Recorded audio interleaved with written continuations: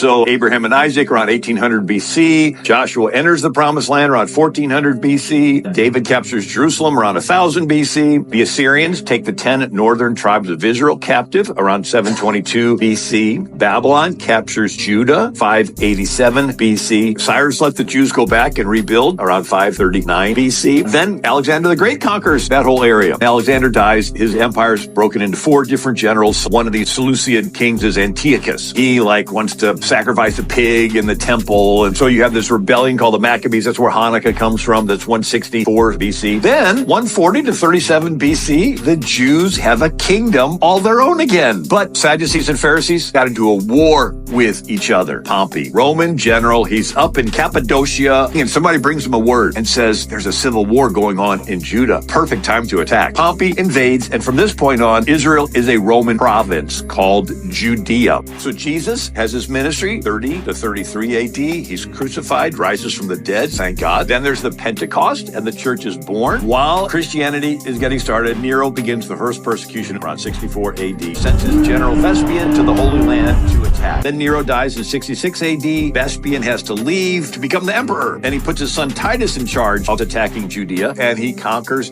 Jerusalem 70 AD. And then Hadrian, and he faces the Simon Bar Kokhba revolt, 132, 135. He sends a Roman legion, and the Jews completely annihilate the legion. And then there's another legion, Hispania, sends them over there, they disappear. Another legion, the Fretenius, has heavy casualties. Now Hadrian's really mad, and he sends the entire Roman army to wipe them off the map. He built a temple to Jupiter on the Temple Mount. He renamed Jerusalem after his family name, Aelia Capitolina, and he renames Judea on the map, Syria, Palestina. The Muslims conquer Arabia, conquer Yemen, conquer Jerusalem, which had been a Byzantine Christian city since Constantine. The Muslims conquer Syria, which had been a Christian country since the Apostle Paul. Muslims conquer Egypt, which was evangelized by Mark that wrote the gospel.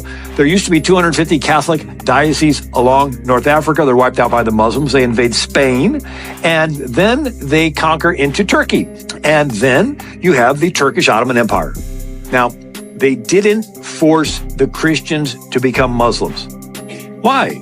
Because the Christians paid the taxes. They would take away all the arms, all the weapons, so they couldn't fight back, and they would make them ransom their life once a year. Well, if you didn't have any ransom money, guess what? You're no longer part of the agreement. They take you and sell you into slavery.